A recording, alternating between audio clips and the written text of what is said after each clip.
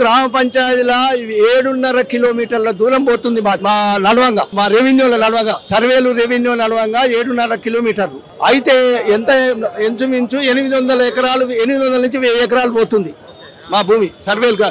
ఎందుకంటే 100 ఫీట్ల వెడల్పుతో అంటే ఇక మొత్తం 7 కిలోమీటర్లు అంటే ఇంచుమించు 700 ఎకరాలు పోద్ది. అయితే వచ్చిన తర్వాత నాది 10 ఎకరాల భూమి ఉంది. 10 ఎకరాల నుంచి నడవంగా పోతుంది, 5 ఎకరాలు మొత్తం పోతుంది. ఏం మిగులుతలేదు. ఈ కోసకింత మిగులుతుంది, ఆ కోసకింత మిగిలి అది దున్నుకోరాదు, అది చేయరాదు, మా పని అయిపోయింది. అందుకొరకే ఇంకొకటి, పేద రైతులు అంటే చాలా మంది పేద రైతులు ఎట్లున్నారంటే మా దగ్గర అప్పుడు నారాయణ రెడ్డి అని ఒక సర్వోదయ నాయకుడు ఏం చేసిండంటే 100 ఎకరాల భూమి దానం ఇచ్చిండు 20 మందికి, మనిషికి 5 ఎకరాలు. అయితే వాళ్ళు ఆ పేదోళ్ళు ఊరు కూడా కట్టించిండు ఆయనే. ఆ పేదోళ్ళు అక్కడనే బతుకుంటా 5 ఎకరాల భూమి చేసుకొని బతురు, అది మొత్తం పోతుంది, మొత్తం నడవ వెళ్ళిపోతుంది, మొత్తం ఏం మిగులుతలేదు. ఇక వాళ్ళు ఏడ్చే తక్కువ. నిన్న రాజగోపాల్ రెడ్డి దగ్గర పోతే ఆయన హామీ ఇచ్చిండు, ఏం పోకుండా చేస్తా కానీ హామీ ఇచ్చిండు. కానీ ముఖ్యమంత్రి మరి ఎందుకు ఈ మునుగోడు మీద పగబట్టిండో మాకు అర్థమైతే లేదు. మొత్తం ఆ భూములు పోయినాక మేము ఏం చేసి బతకాలి. అయితే మా భూములు పోకపోవాలి. ఈ ఆర్ఆర్కు ఓఆర్ఆర్కు 20-30 కిలోమీటర్ల దూరంగా ఉంది మాది. అయితే 40 కిలోమీటర్లు చేయాలని జీవోలో ఉందట. అంతటా నేను 40 కిలోమీటర్లు ఉంది. మా దగ్గర చౌటుపల్లి, మా దగ్గరకు వచ్చే చౌటుపల్లి 28, మాది 30. ఇట్లా వేస్తే మాది మొత్తం దగ్గరికి అయింది కాబట్టి మొత్తం పోతుంది. ఇంకొకటి, మా దక్షిణ భాగం లెక్క పెట్టుకుంటే ఈ ఓఆర్ఆర్కు దాన్ని లెక్క పెట్టుకుంటే అప్పుడు ఇలా 100 ఎకరాలు పోయింది. ఇప్పుడు దూరం అయింది కాబట్టి 1000 ఎకరాలు పోతుంది. మరి ఇంత భూమి పోయినాక మేము రైతులు ఎట్లా బతకాలి? మేము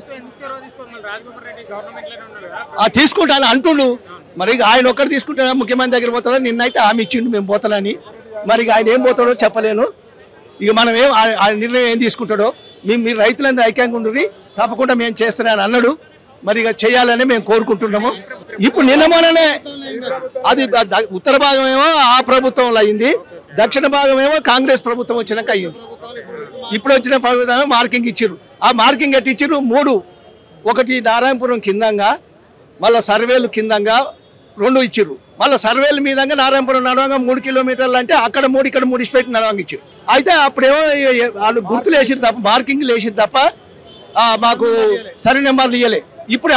ఇప్పుడు ఏముంది, ఇప్పుడు నైటే సర్వే నెంబర్లు ఇచ్చేసారు.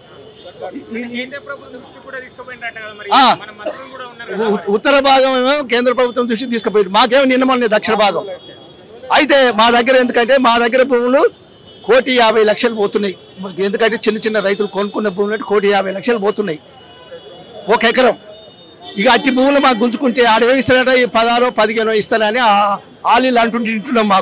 మాకేం తెలియదు కదా, ఆ గవర్నమెంట్ రేట్లు ఎంతున్నాయో అవి ఎంతున్నాయో మాకు తెలియదు. మాకు ఒకవేళ ఆడు తీస్తే భూమికి భూమి ఇవ్వాలి. మాకు ఎకరం పోతే ఎకరం ఇస్తే మేము వదిలేస్తాం. ఇక అంతకన్నా ఏం చేయలేము. 1,50,00,000 ఇవ్వాలి. అట్లా ఇస్తే బయట పోయి కొనుక్కుంటాం. ఇక ఆడు అది క్యాన్సిల్ చేస్తే మేమే ఆడి కాలాన్ని మొత్తంగా క్యాన్సిల్ చేస్తే మాకు మంచిగానే ఉంటుంది. ఇక అంతకన్నా మేమేం చేయలేము. ఇక సావనాన్ని వస్తాం కానీ భూమి వదిలేం. 10 ఎకరాలు పోయినాక ఇక నేనేం చేయాలి? పిల్లలు పెళ్లి చేస్తాం, దాని మీద కష్టం చేసుకోకపోతే 76 ఏళ్ళు ఉన్నాయి. ఇప్పుడే వ్యవసాయం చేస్తున్నాను నేను.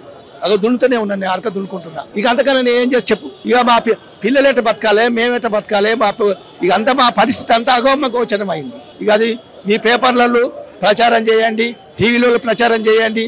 మా అదృష్టములు తగ్గితే మీరందరూ మాకు సాయం చేసినట్టు అయితేనే మేము కోరుకుంటున్నాం.